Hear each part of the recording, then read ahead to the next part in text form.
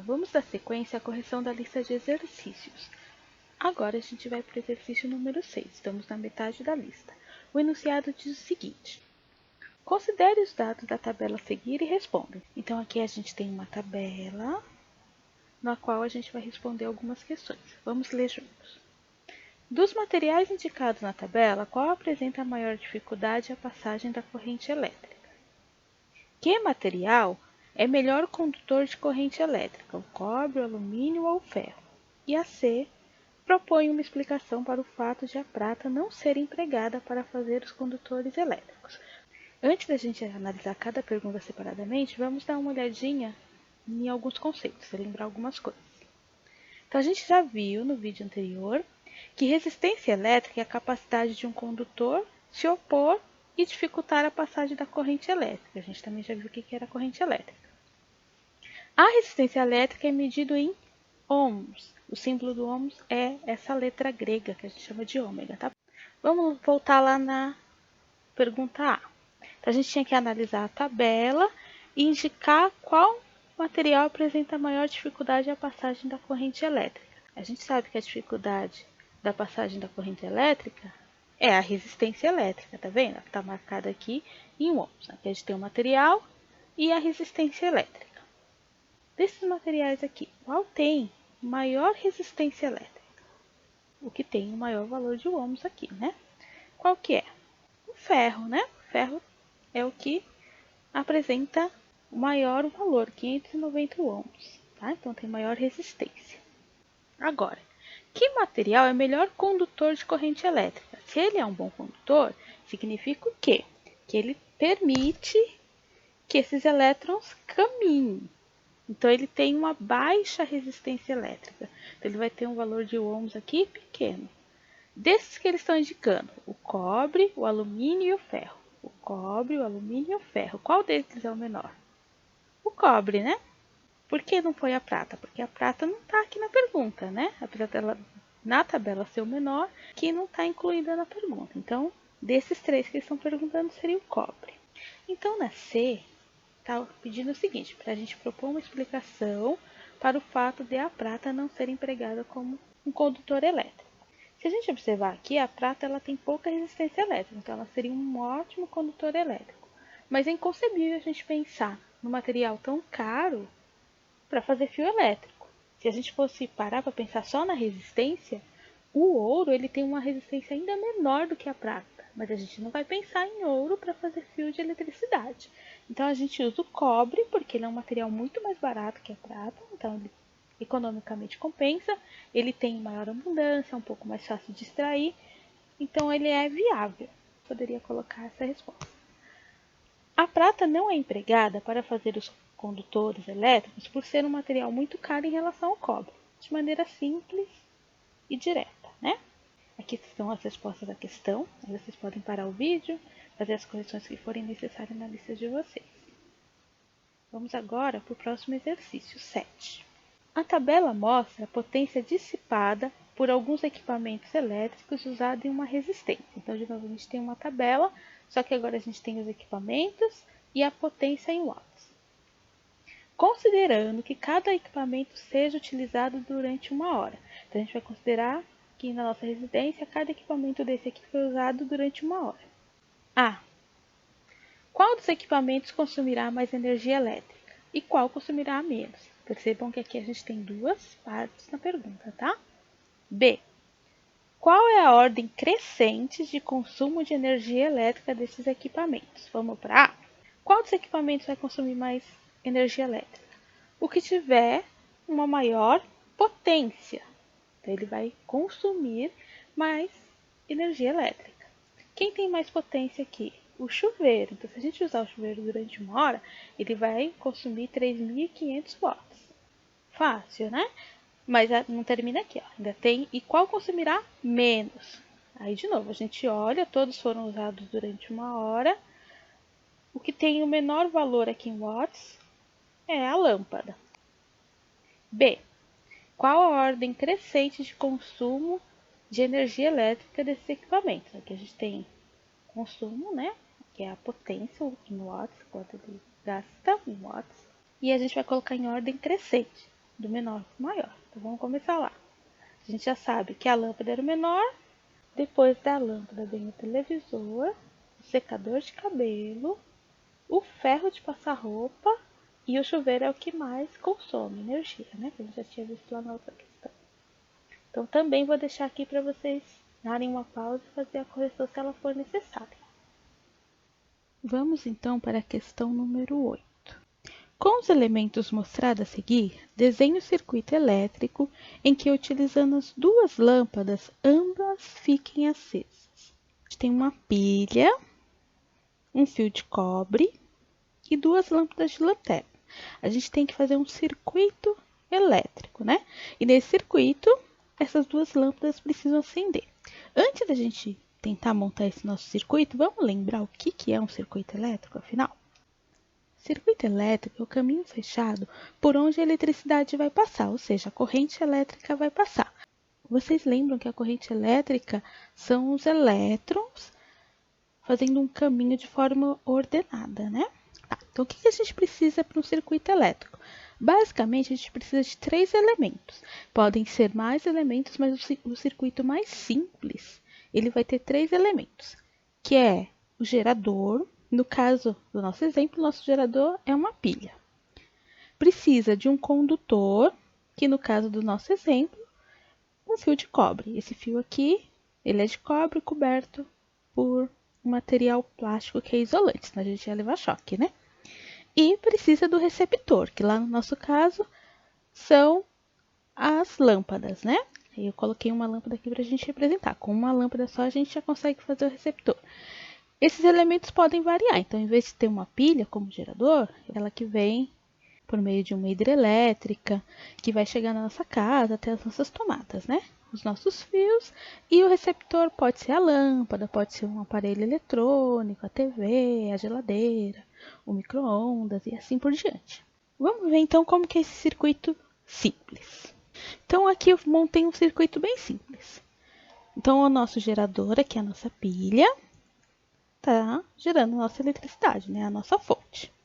Esses elétrons estão fazendo um caminho. Lembra que no circuito elétrico esse caminho tem que ser fechado, né? Então, ele chega aqui no nosso receptor, então ele vai entrar aqui, ó, na lâmpada.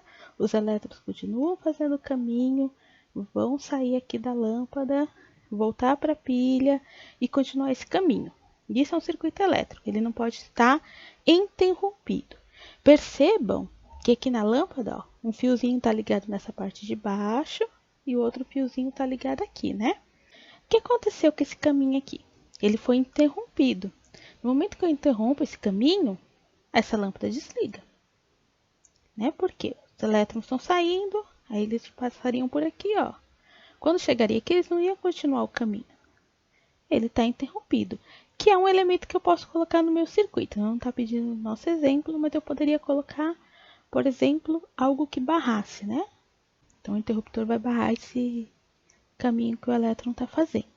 Isso é um circuito simples. Então, se fosse só com uma lâmpada, aqui funcionaria. Mas lá são com duas lâmpadas. Então, de novo, os elementos: a pilha, o fio de cobre e as duas lâmpadas de lanterna. Esse seria um modelo que vocês poderiam ter desenhado, né? Vejam bem, ó. Os elétrons conseguem passar por aqui, entrar na lâmpada, fazer todo o caminho dentro da lâmpada, sair dessa lâmpada, entrar na outra, fazer o caminho, sair da lâmpada, entrar de novo aqui na nossa fonte geradora e continuar o caminho. O caminho está fechadinho, o circuito está todo correto. Então, esse era um exemplo de exercício que vocês poderiam ter feito. Teve gente que fez o desenho, mas colocou uma lâmpada só, né? Então não estaria correto porque ela está pedindo para que sejam duas lâmpadas. Uma outra maneira que a gente poderia montar que também estaria certo. Os elétrons passando por aqui, entrando na lâmpada, fazendo o caminho lá dentro da lâmpada, saindo, voltando no outro polo da pilha. Aqui também, ó. Saindo da pilha, fazendo o caminho na lâmpada, voltando. Então essas são as duas possibilidades. Eu vou deixar aqui, aí vocês escolhem o desenho que vocês querem fazer e reproduzem no caderno de vocês, caso de vocês não estejam correto, né? Se já estiver correto lá, não precisa fazer de novo. Vamos para o próximo exercício, tá? Exercício 9. Um professor pediu a seus alunos que ligassem uma lâmpada a uma pilha com um pedaço de fio de cobre. Nessas figuras estão representadas montagens feitas pelos 4 estudantes. Então aqui a gente tem o que o Carlos montou, o que o João montou, o que o Matheus montou e o que o Pedro montou. Vamos ver o que o exercício está pedindo. Considerando-se essas 4 ligações, é correto afirmar que a lâmpada vai acender apenas. Aí aqui tem as opções. Se do João e do Pedro, se apenas a do Matheus, se na montagem do Carlos ou na montagem do Matheus e do Carlos. Vamos olhar cada montagem e pensar um pouquinho? Vamos ver quem acertou. Vamos olhar a do Carlos. A do Carlos, o elétron consegue sair, fazer o caminho, entrar na pilha aqui na lateral, mas onde o Carlos ligou? Na lateral também, né? Então aqui ia dar curto, não ia conseguir acender a lâmpada. Então essa daqui está errada. Vamos olhar a do João. O elétron sai, faz o caminho pelo fio, entra em um dos polos e passa aqui para o outro polo. Lembra que dentro da pilha a ligação, aonde está a rosca é um polo e aqui no finalzinho da pilha é outro polo, né? Então aqui o elétron consegue fazer o circuito completo. Então esse desenho aqui está correto. O do Matheus era mais fácil de ver que estava errado, né? Por quê? Olha só, o elétron está saindo daqui, precisaria de um fio aqui, né? Tá faltando um fio aqui ligando na lateral, que ele não colocou. Então, dele tá errado. Vamos do Pedro. Vamos ver o do Pedro. Os elétrons saem por aqui, fazem o caminho, entra por esse polo da lâmpada, faz o caminho dentro da lâmpada, sai por esse polo, entra na pilha. Esse daqui também acenderia. Então, quem a gente tem aqui como respostas corretas? A do João e a do Pedro, que é a alternativa A. Então, marquem lá na lista de vocês, tá bom? Enfim, no último exercício. No último exercício, vocês tinham que ler as afirmações e classificá-las em verdadeiras ou falsas. A primeira afirmação dizia o seguinte: considerando a agulha de uma bússola, a extremidade que aponta para o polo norte geográfico é o polo norte magnético da agulha. Qualquer material pode ser imantado e transformado em ímã artificial? Um ímã quebrado perde suas propriedades magnéticas? Então, antes de a gente colocar aqui se é verdadeiro ou falso cada uma dessas alternativas, vamos relembrar algumas coisinhas. O magnetismo é o conjunto de fenômenos que se relacionam com a atração ou repulsão que ocorre entre os materiais que apresentam propriedades magnéticas. O magnetismo e a eletricidade são duas faces do mesmo fenômeno físico, pois cargas elétricas em movimento é que geram os campos magnéticos. Como vocês viram nos vídeos, a dinâmica do núcleo da Terra gera um enorme campo magnético, a nossa magnetosfera. É o magnetismo da Terra que faz os ímãs funcionarem. Os ímãs sempre tendem a se orientar com o polo que a gente convenciona como o polo norte, né? Geralmente ele aparece pintadinho nos ímãs, vocês já viram o desenho, que a gente geralmente representa ele em vermelhinho, com o polo norte geográfico da Terra. Em geografia vocês sabem que aqui é o polo norte do nosso planeta e aqui o polo sul, por isso que a gente fica na América do Sul e a gente tem a América do Norte. Mas os polos geográficos não são exatamente os polos magnéticos. O polo norte geográfico da Terra é o polo sul magnético, porque imagina se a gente tivesse um ímã. Vocês lembram como os ímãs se organizam? É sempre o polo norte atrai o polo sul do ímã, não é isso? Então, se a Terra ela é como se fosse um grande ímã, e quando a gente tem uma bússola ou um ímã que não esteja preso em nenhum material, ele não vai se orientar sempre para o polo norte geográfico da Terra. Então, esse polo norte do ímã ele vai ser atraído pelo polo sul magnético da Terra. Tá? Então, aonde a gente chama de polo norte geográfico é o polo sul magnético. E onde a gente chama polo sul geográfico é próximo ao polo norte magnético. Vamos olhar um pouquinho aqui na outra imagem. A Terra funciona como um grande ímã. sendo que aqui é o polo sul magnético e aqui é o polo norte magnético. É o nome contrário que a gente usa para os polos geográficos, né? Os polos geográficos, aqui é polo norte e aqui é polo sul. Vamos lá para a questão A? Então, a gente vai considerar a agulha de uma bússola. Vocês lembram que a agulha de uma bússola é uma agulha imantada, então ela é um ímã, né? E a extremidade, que geralmente vem pintadinha em vermelho, é o polo norte geográfico. Por isso, quando a gente se orienta pela bússola, a gente olha onde é o norte, né? Mas é o norte geográfico. O polo norte geográfico é o polo norte magnético da agulha? Então, se a gente tem o nosso planeta, a gente sabe que aqui é o polo norte geográfico e aqui é o polo sul geográfico. Se eu tiver uma bússola, ela vai apontar para cá. Esse aqui é o polo norte magnético da bússola. Está apontando para onde? Para o polo norte geográfico do planeta.